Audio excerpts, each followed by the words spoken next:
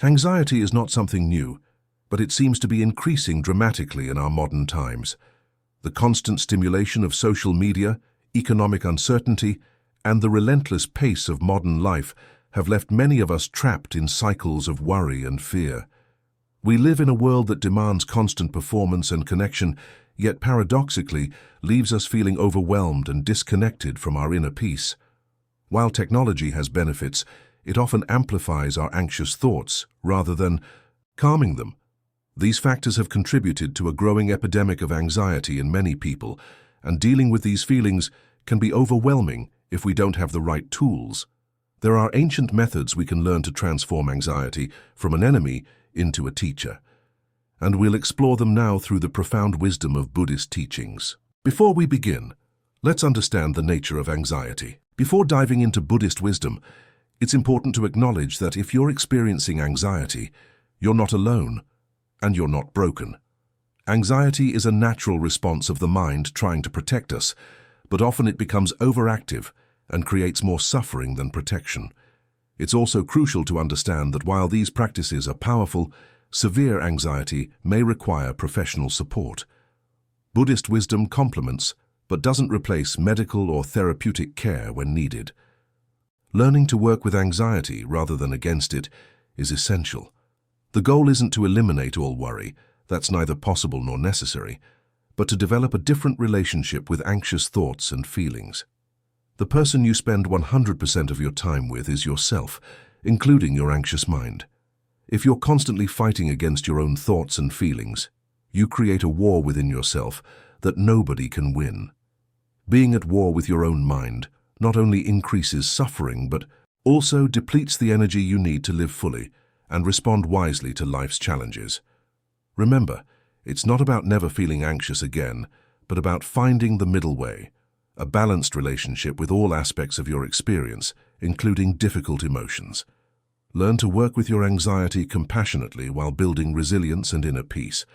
True healing comes from understanding, not from resistance.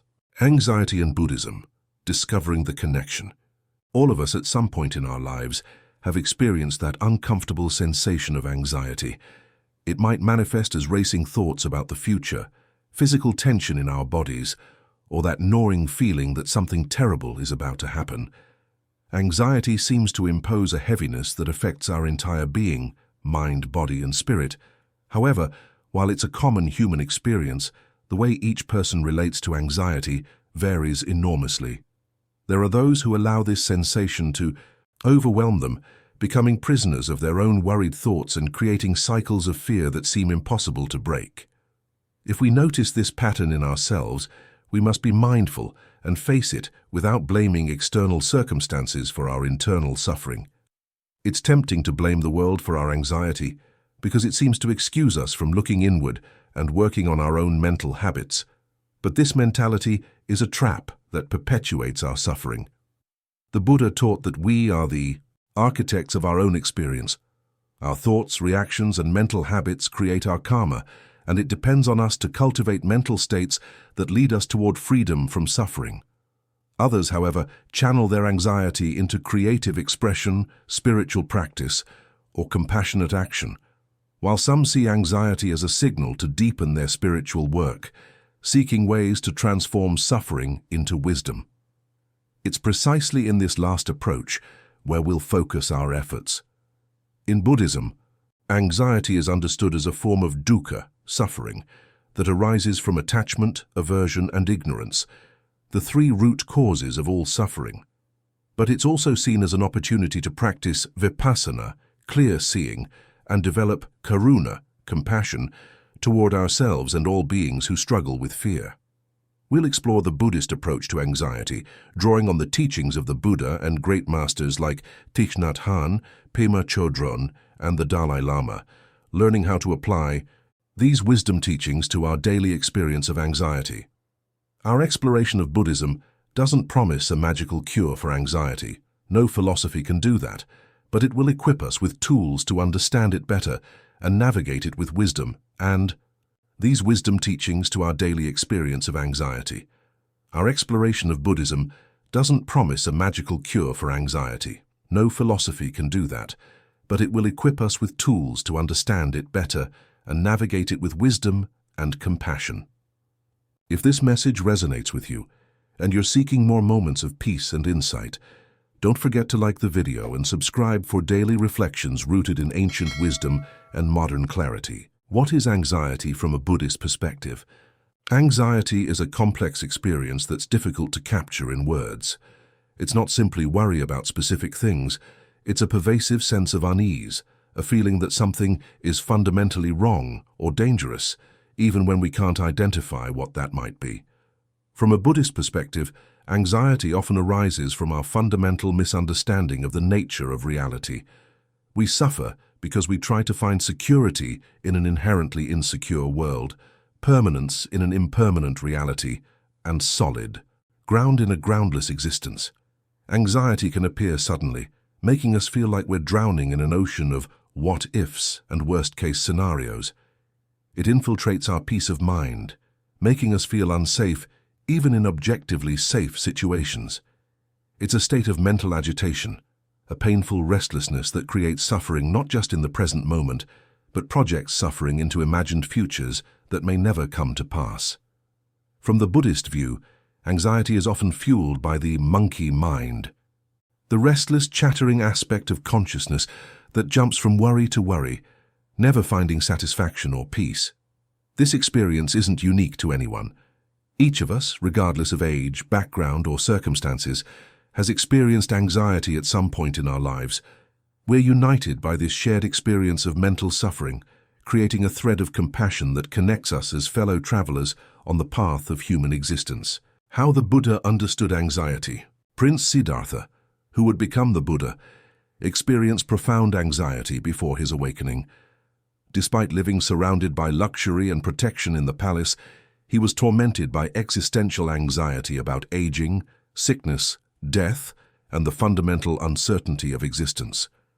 This spiritual anxiety, what we might call existential dread, was so intense that it drove him to abandon his comfortable life and seek answers to the deepest questions about suffering and its cessation.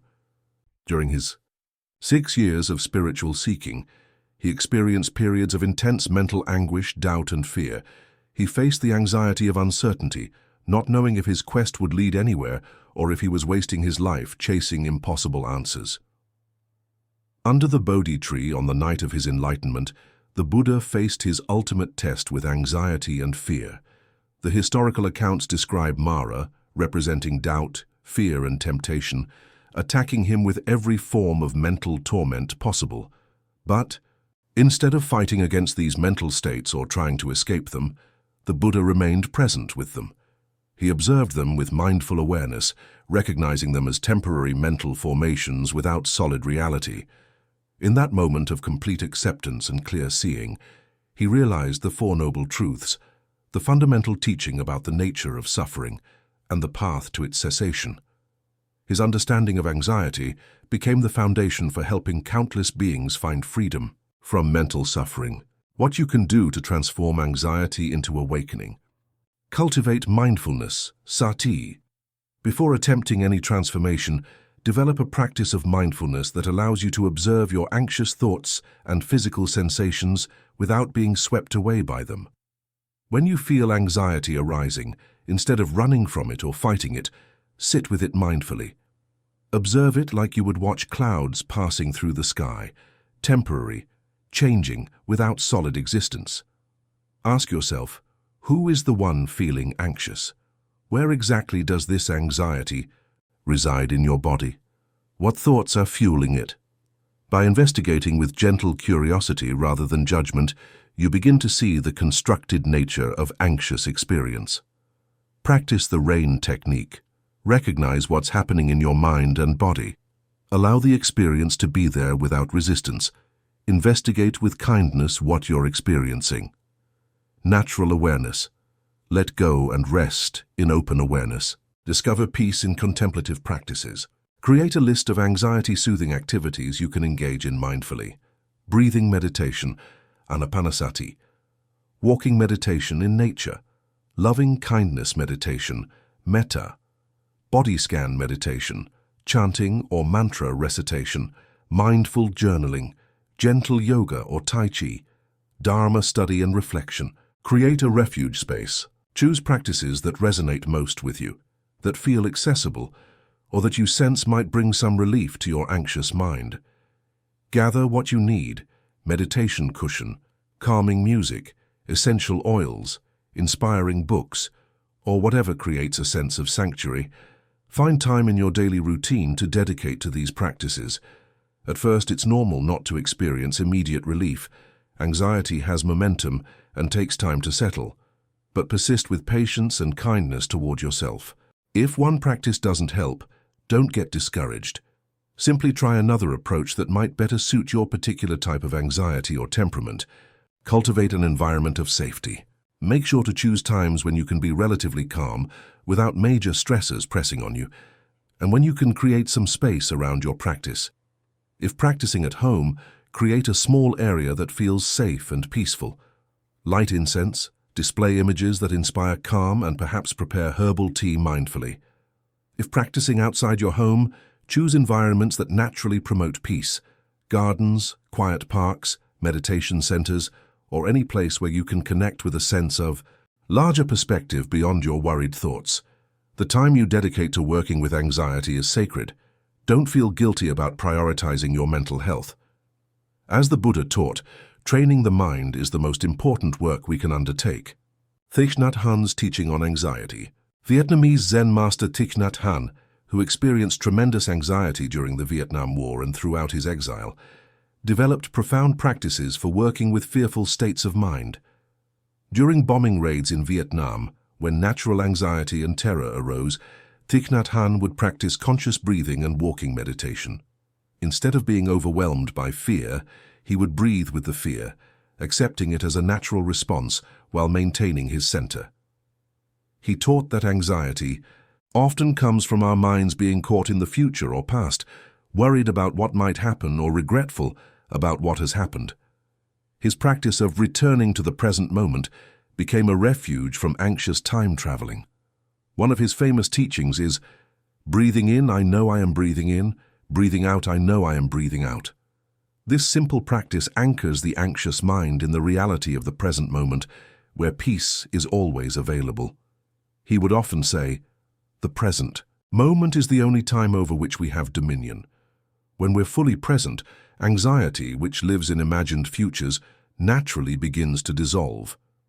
His approach wasn't to eliminate anxiety, but to hold it with compassion, recognizing it as a form of suffering that deserves kindness rather than resistance. How Pema Chödrön worked with anxiety. Pema Chödrön, the renowned Buddhist teacher, transformed her own struggles with anxiety and panic attacks into profound teachings about working with difficult emotions. During her early years of practice, she experienced severe anxiety attacks that would leave her feeling completely overwhelmed and desperate for escape. Instead of viewing these as failures or signs of weakness, she learned to see them as opportunities for spiritual growth. She developed the practice of leaning in to anxiety, rather than running away from it. When anxiety arose, she would breathe with it, soften around it, and investigate it with curiosity rather than fear.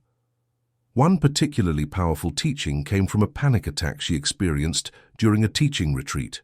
Instead of hiding or leaving, she shared her experience with the students, demonstrating that even teachers struggle with anxiety and that our struggles can become sources of wisdom and connection. Her practice of tonglen, taking and giving, became especially powerful for anxiety. She would breathe in the anxiety and fear, accepting it fully, then breathe out relief and peace, not just for herself, but for all beings experiencing similar suffering. This practice transformed her relationship with anxiety from something to be avoided into a doorway for developing compassion and wisdom. Apply Buddhist wisdom, the path to inner freedom. Buddhists recognize that one of the fundamental qualities for living an awakened life is prajna, transcendent wisdom. This wisdom consists of several aspects when applied to anxiety. First, prajna involves seeing anxiety clearly, understanding its impermanent nature, recognizing how our thoughts create and sustain anxious states, and seeing through the stories our minds tell us about danger that may not be real. Second, Buddhist wisdom involves cultivating karuna, compassion, and metta, loving kindness toward ourselves when we're anxious, rather than adding self-judgment and criticism to our suffering. Third, it means applying this understanding practically by living according to the Noble Eightfold Path and developing our inherent Buddha nature, which is naturally peaceful and unshakable. Thus, Buddhist wisdom helps us face anxiety by working with the root causes in our mind rather than just trying to manage symptoms. In the spirit of this wisdom, we must honestly examine our mental habits. What thought patterns fuel our anxiety? What attachments to specific outcomes create our fear? What aspects of impermanence are we refusing to accept? Once we've been honest with ourselves, we can assess whether we're at peace with what we discover. Can we hold our anxious mind with the same compassion we'd offer a frightened child? Can we be present with uncertainty without creating additional suffering through resistance? If not, trying to eliminate anxiety becomes like trying to stop waves in the ocean. We're fighting against natural processes rather than learning to surf them skillfully. Nobody else can do this inner work for us.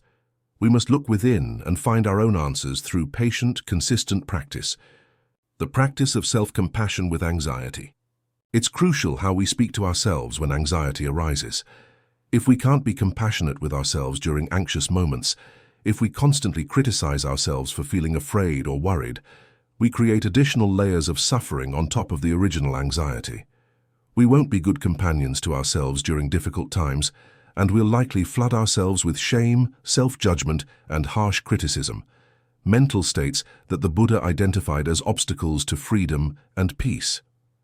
If we had the choice between spending time with someone who constantly criticizes us for being anxious, tells us we're weak for having fears, or someone who offers us patience, understanding, and encouragement during difficult times, who would we prefer? We must become that compassionate presence for ourselves. Self-compassion, loving encouragement, and patience with our healing process must guide our practice. As the Buddha taught, if you truly loved yourself, you would never harm another being. This teaching begins with developing a kind, patient relationship with all aspects of ourselves, including our anxious mind. The Buddha's example with fear and anxiety. During his years of spiritual seeking, the future Buddha faced numerous occasions of intense fear and anxiety. His decision to leave everything familiar and venture into the unknown required tremendous courage in the face of uncertainty. During his encounters with extreme ascetic practices, he experienced the anxiety of not knowing whether his efforts would lead to awakening or simply to more suffering and confusion. On the night of his enlightenment, historical accounts describe him facing every form of mental terror and doubt. Rather than being defeated by these anxious states, he remained present with them, observing them with clear awareness. The Buddha discovered that anxiety, like all mental states, is impermanent and without solid reality when observed with mindful awareness. His anxiety didn't disappear because he fought it, but because he understood its true nature.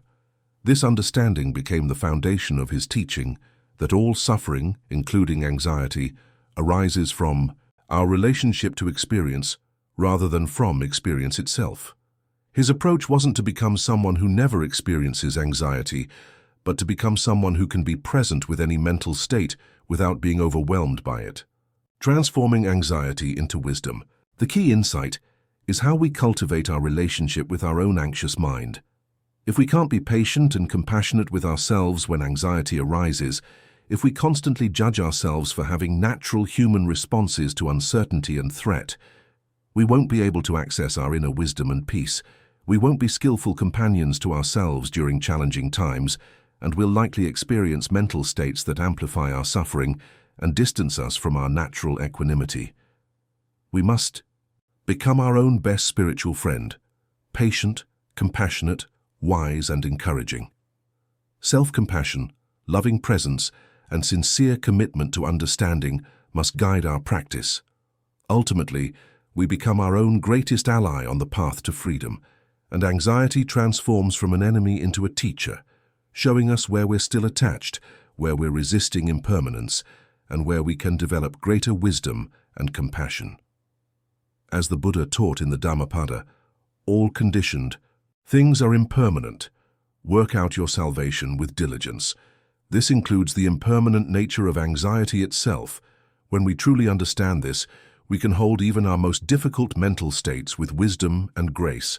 Anxiety, seen with the eyes of wisdom, is not a sign of weakness but an invitation to awakening, an opportunity to develop the unshakable peace that comes from understanding the true nature of mind and reality.